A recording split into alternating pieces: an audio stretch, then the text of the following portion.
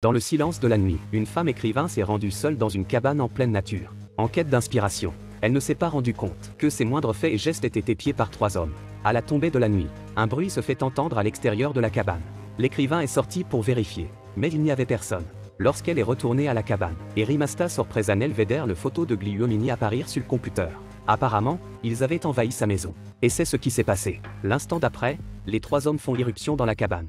L'un d'eux, l'écrivain, a reconnu un étranger familier. Ils s'étaient rencontrés ce matin. L'homme s'était approché d'elle. Elle avait refusé. Maintenant, cet homme conduit d'autres hommes. Il est clair qu'il prépare un mauvais coup. L'écrivain a tenté de s'échapper. Mais il était trop tard. L'un des hommes a sorti une caméra et a enregistré la scène. Ils ont ordonné à l'écrivain d'ouvrir la bouche. Elle n'a eu d'autre choix que d'obtempérer. Elle pensait qu'ils arrêteraient. Mais ce qui s'est passé ensuite est encore pire. L'un des hommes a pris une bouteille de vin et l'a introduite de force dans la bouche de l'écrivain. Celle-ci s'est défendue.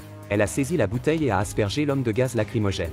Puis elle s'est enfuie pieds nus. Par chance, elle est tombée sur un adjoint du shérif qui était en train de chasser. L'écrivain a immédiatement considéré le shérif comme son sauveur. Elle lui a raconté ce qui lui était arrivé. Le shérif la calmait. Puis il lui a demandé de la guider. Il est venu pour punir ces hommes. Mais lorsqu'ils revinrent à la cabane, ils découvrirent que les hommes avaient disparu sans laisser de traces. Cette femme a été cambriolée. Elle a demandé de l'aide au shérif. Mais le shérif a découvert qu'elle fumait des drogues illégales. Le shérif s'en est servi comme excuse pour fouiller la femme. Celle-ci ne peut rien dire. Elle ne peut que coopérer avec le shérif en s'allongeant sur le mur pour être fouillée. Mais pendant la fouille, le shérif a révélé son vrai visage. Il faisait partie du complot. Les hommes sont réapparus. Ils ont torturé la femme.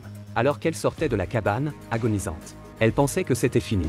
Mais ce n'était que le début d'une histoire d'horreur. Les hommes l'ont attrapée et l'ont plaquée au sol. Et l'ont forcée à boire des eaux usées. Sa douleur a déclenché l'excitation des hommes. 3 minutes plus tard, la femme blessée physiquement et mentalement est arrivée sur un pont comme un cadavre ambulant. Les hommes étaient prêts à la tuer. Mais elle s'est soudain jetée dans la rivière. Tout le monde s'est figé. Mais les hommes ne sont pas satisfaits. Ils ont attendu que la femme remonte à la surface. Mais il n'y avait aucun signe d'elle sur la rivière. Le shérif était furieux. Il ordonna aux hommes de trouver la femme. Ou ils ne s'échapperaient pas. Les hommes n'avaient pas le choix. Ils ont dû retourner à la cabane et détruire les affaires de la femme. Une semaine a passé. Les hommes n'ont pas retrouvé la femme. Ils commencent à parler de leur prochaine cible. Stanley se rend compte que sa caméra a disparu.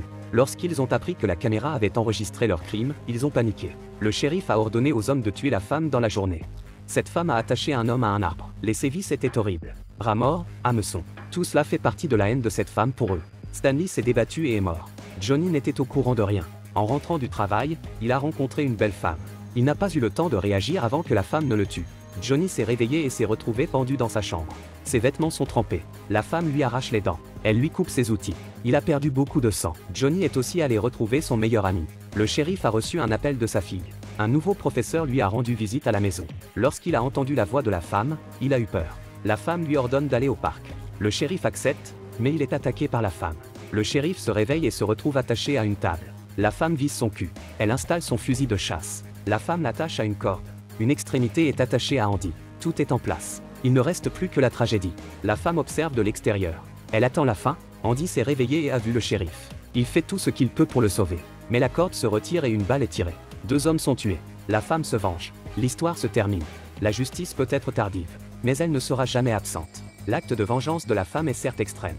Mais il fait également ressentir au public les graves conséquences de ses actes malveillants.